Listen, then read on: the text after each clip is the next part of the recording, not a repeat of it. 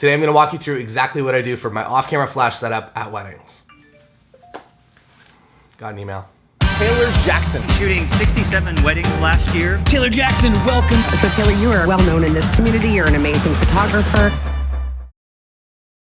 Well, I do really like that intro. I'm thinking of just changing it to this intro because it makes me laugh every single time I hear Tim yell, "Hit him with the smoke!"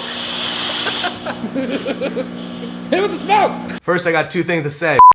I will be beginning this video with two announcements. Announcement number one is that if you are over on my Patreon, today I'm gonna release 2 wedding days to you. They're exclusive for Patreon. You'll find out why inside of Patreon. Kind of been given an interesting request. We've got Taylor a featherlight ladder in artisanal orange to match the decor. There's crap in it. Right at the end of the ceremony, we have to whip this ladder up at the end of the aisleway here. And Taylor has to climb it and take a group photo of everybody here. You guys talking about the ladder? So thank you everyone for signing up. It's really incredible to see kind of the growth of the community and the fact that I get to make new videos that actually make people money every Monday. Not that this video isn't gonna make you money, but the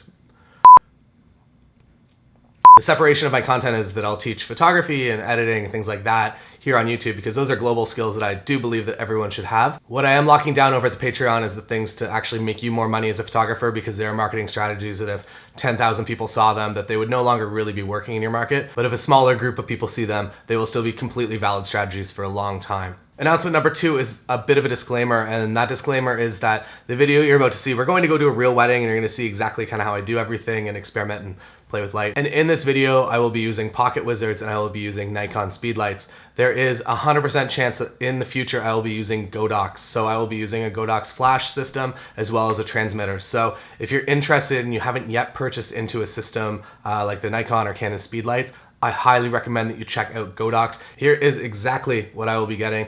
Thanks to Paul Giroux. Paul is basically my guide when it comes to technology. He pushed me into the Sony a7 III, thanks for the magentas, and a lot of other tech that has actually really game changed that specific aspect, like Tascam recorders. And thank you, Paul. Thank you for being my technological guide in this world. All right, let's get into the video. Apologies in advance if you've already seen this as part of my full wedding day number 2. I thought that it was an important section for people that are unfamiliar with off-camera flash to come and be able to watch kind of on its own. Once the first dance is started, I'm gonna set up an off-camera flash. I don't know if I'll use it, but it's nice to just have the option because sometimes you get some really good quality and direction of light from it that you don't get from the overhead soft lights. So those are my thoughts on this reception. We will be setting up an off-camera light, basically putting this on a light stand. Keep my studio in my trunk, but you have to unlock the car, I guess, to access the trunk, or so I've been told. And it only opens halfway. Don't buy a Mercedes. It's AMG garbage. But the trunk does close if you do this, right? You missed it, do it again. So we're gonna go set this up, and I have this CTO gel on top of it, and then I have this cable that's way too long. I'm gonna hook a pocket wizard into this and a pocket wizard on top of my camera. And I'm gonna set this up and point it at a wall or something that's white because the ceiling is non-existent here. But if I point it at a wall or like a column like this, I'll get this nice kind of 3-dimensional light thrown onto the couple during their first dance. Maybe. We'll find out. So the light is very nice in here now, very warm. If you were using an ungelled flash, you would get a very strange, complex color to correct for depending on where you were standing. But if you have a CTO gel in your flash and all these lights are the same color, it's gonna look good. And this is exactly how you set it up. Step 1, put the flash in. Step 2, turn the flash on. Step 3, plug the flash in. Turn the pocket wizard on. That'll do. I never use TTL for anything, so I'm gonna set this up manual and I'm gonna set it at 1/32 power, and I'm gonna bounce it probably off of here.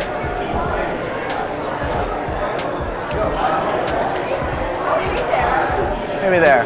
Looking for the optimal spread and white wall hit. So now instead of just regular nice light being out here, they're gonna get hit with this nice 3-dimensional light. Surprise lights, Tim.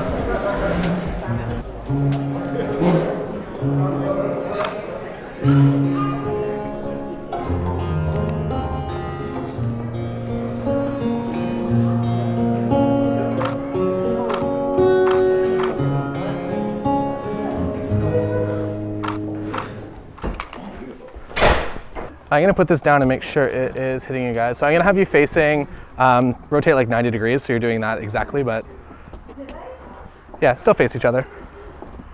Right like that's perfect. And then move kind of as close to this side as you kind of can without getting your dress actually wet. So like somewhere right there. So we are doing a little backlit photo shot first. So they're up on the balcony. I have my flash set to 1/128. And they are up top. And my pocket wizard is firing and lighting them up nicely. And I'm gonna find a good spot. Figured I'd put the 7200 on just so that I have ultimate ability to zoom and do whatever I need. This looks super good. I actually like it way better without the flash on. So they're gonna come down, we're gonna do a similar but more straight backlit situation with them kind of in the arches here and me in the snow. Speaking of that, I should probably put my 24 on. This is actually my favorite part of the day, is this blue hour. Everybody, they prefer the golden hour. I prefer the weirdness of this, so I appreciate it when my couples send me sample shots of things that they would like to do, and this time of day is one of them. And I'm pretty much just gonna have you guys in the center of this, in the center right here. And yeah, so if you wanna be right here and you can face each other.